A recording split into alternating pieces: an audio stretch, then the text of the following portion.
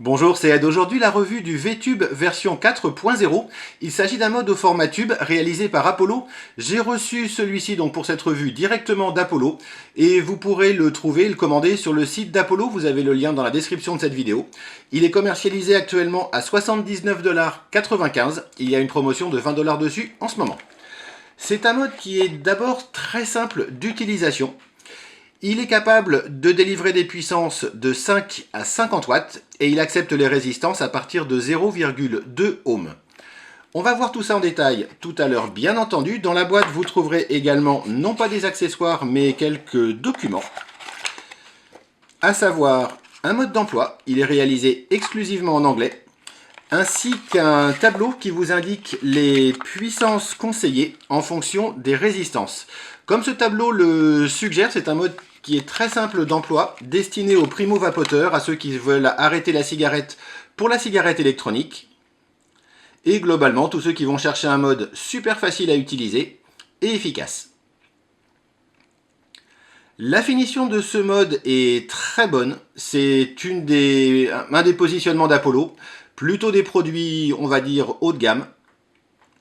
La finition est excellente, il est réalisé donc en inox brossé. Aucun souci de finition sur ce mode, tout s'ajuste impeccablement bien, les filetages sont très bons. Juste un petit point de détail, le bouton bouge un petit peu, mais c'est relativement modéré, ça ne fait pas trop de gling-gling quand on le secoue. Les boutons plus et moins sont par contre parfaitement ajustés. C'est un mode réalisé en 22 mm, vous pourrez donc monter la plupart des atomiseurs dessus. Ils s'ajusteront impeccablement bien, d'autant plus que, comme on va le voir, le plot positif est monté sur ressort.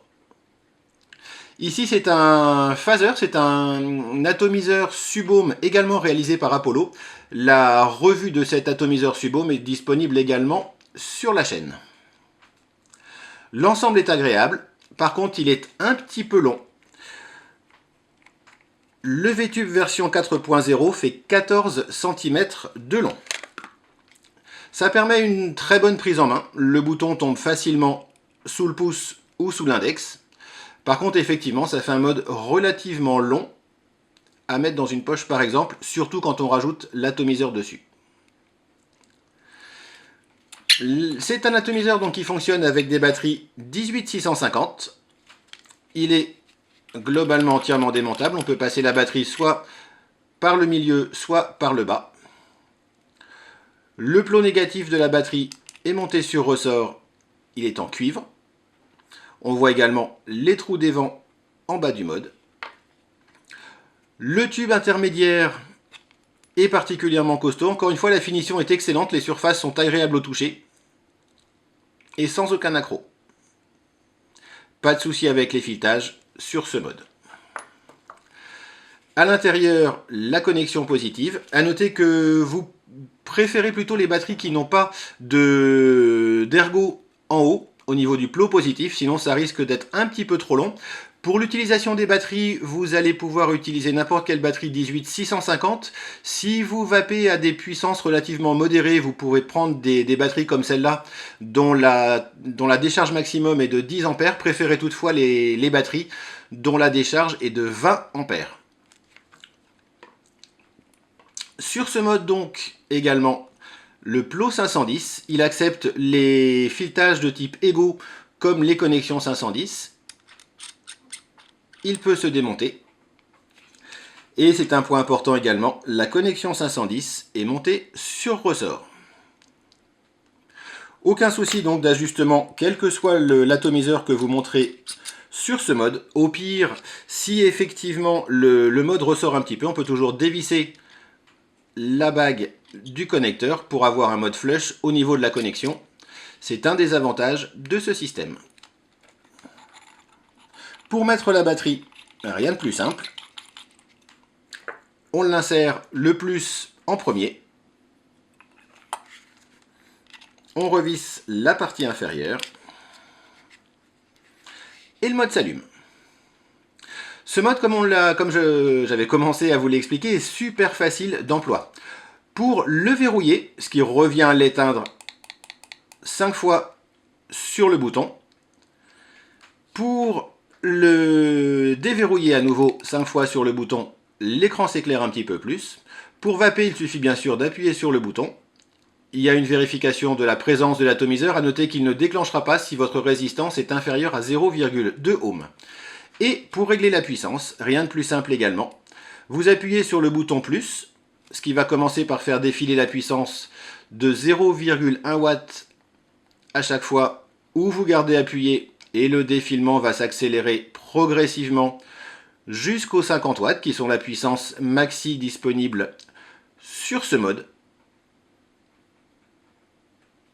Même chose sur le moins, on appuie une fois pour faire baisser de 0,1 en 0,1 et en gardant appuyé, le mode va descendre progressivement jusqu'aux 5 watts qui sont le minimum sur ce mode donc. Une utilisation extrêmement simple donc, l'affichage est très lisible, y compris en plein soleil. Vous avez sur l'affichage l'indication de la résistance, du voltage utilisé en fonction de la puissance que vous avez sélectionnée, un indicateur de niveau de la batterie et juste en dessous un compteur de puff que vous pouvez remettre à 0. Pour ça, il faut verrouiller le mode en appuyant 5 fois sur le bouton, appuyer sur le déclenchement, il vous le dit que c'est verrouillé, et appuyer en même temps sur le bouton plus System Reset, et le nombre de puffs est remis à 0. Comme d'habitude, pour voir de manière plus précise ce que l'Apollo VTube version 4.0 a dans le ventre, j'ai mesuré les puissances de sortie réelles avec différentes résistances 0,2, 0,4, 0,9, 2 et 3 ohms, et ce pour des puissances allant de 5 à 50 watts, la plage d'utilisation donc de ce mode. On va commencer par la courbe à 5 watts. On voit qu'à 0,2 ohm, même réglé à 5 watts, le VTube version 4.0 sort pratiquement 15 watts. Qu'à 0,4 ohm, il va sortir 9 watts. Et que la courbe devient effectivement correcte à partir de 0,9 ohm. C'est logique en fait, pour avoir 5 watts à 0,2 ohm, il faudrait sortir 1 volt. Et le VTube version 4.0 a beaucoup de mal à descendre en dessous de 1,70 volts. Du coup, on a une puissance trop élevée. Concrètement, ça n'est pas gênant puisqu'on ne va pas de toute façon jamais à 5 watts avec une résistance de 0,2 ohm. Il est clair qu'à 5 watts, on utilisera des résistances d'au moins 1 ohm et du coup, à ce moment-là, la courbe est parfaite. A noter également qu'en dessous de 3,5 volts, l'Apollo VTube V4 va se servir du mode pulsé, c'est-à-dire qu'il n'enverra pas un signal constant, mais enverra des pulsations de 3,5 ohms pour arriver à simuler des tensions inférieures. Du coup, on a une vape un petit peu moins agréable si la tension requise est inférieure à 3,5 ohms. On va continuer à 10 watts avec un petit peu le même phénomène. À 0,2 ohm, on a en fait 16 watts en sortie. À 0,4 ohm, on est un petit peu trop faible à l'inverse. Par contre, encore une fois, à partir de 0,9 ohm, les puissances mesurées sont tout à fait conformes à celles que l'on peut attendre. Même remarque qu'à 5 watts, on ne vapera jamais à 10 watts avec une résistance de 0,5 ohm. Le fait donc que le mode ne sorte pas la puissance attendue en dessous de 1 ohm à 10 watts n'a pas grande importance concrètement. À 20 watts, la courbe est parfaite, que ce soit de 0,2 à 3 ohms. Pratiquement la même chose à 30 watts, la puissance est tout à fait conforme à celle que l'on peut attendre jusqu'à 2 ohms. Par contre, à partir de 2 ohms, en fait, la puissance de sortie est moindre que les 30 watts attendus. C'est tout simplement dû au fait que le VTube V4 a une tension maximale de sortie de 9 volts, ce qui est déjà tout à fait correct. Mais du coup, effectivement, ça limite la puissance disponible à 3 ohms. Encore une fois, aucun impact concret puisqu'on ne vapera jamais à 30 watts avec une résistance de 3 ohms. À partir de 30 watts, c'est plutôt vers les résistances basses que la courbe est intéressante.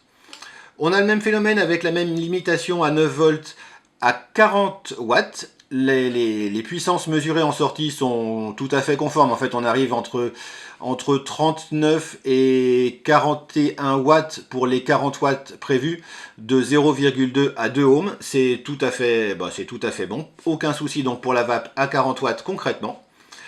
À 50 watts, un petit peu la même chose. On a une limitation également sur ce mode à 15 ampères. Du coup, il aura probablement un petit peu de mal à sortir les 50 watts annoncés à 0,2 ohms. C'est lié à la protection même du mode. On a par contre les 50 watts de manière impeccable à 0,4 ohms et pratiquement jusqu'à 0,8 ohms. À partir de 0,9 ohms, c'est la limitation de la tension à 9 volts qui prend le relais. Et donc la tension baisse, enfin la tension reste stable à 9 volts. Du coup, là, les puissances mesurées à 50 watts baissent à partir de 0,9 ohms. Qu'est-ce qu'on peut penser de ces courbes au final? Globalement, elles sont très bonnes de manière pratique. C'est-à-dire que le mode envoie les puissances annoncées dans les plages d'utilisation que l'on aura concrètement. Alors effectivement, on ne pourra pas avoir des puissances de sortie inférieures à 20 watts avec des résistances inférieures à 0,9 ohms, mais c'est un cas de figure dont on ne se servira concrètement jamais. De la même manière, on aura la puissance maximale de 50 watts que, entre guillemets, jusqu'à 0,8 ohms. Et encore une fois, on ne se servira jamais de 50 watts sur une résistance à 3 ohms, ça n'a aucun sens. Donc, en conclusion sur ces mesures, elles sont très bonnes dans les plages d'utilisation que l'on aura effectivement concrètement pour ce mode.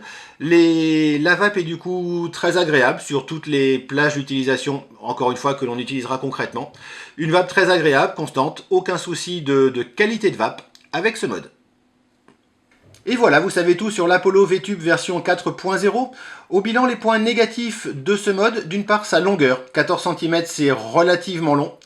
Point négatif également, l'absence de port USB sur le mode qui permettrait de recharger la batterie directement, donc sans avoir à la sortir.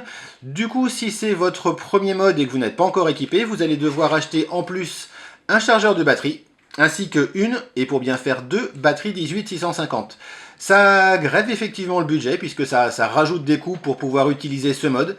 Ça aurait pu être au moins pour le chargeur évité avec l'ajout d'une connexion USB pour recharger la batterie directement à l'intérieur.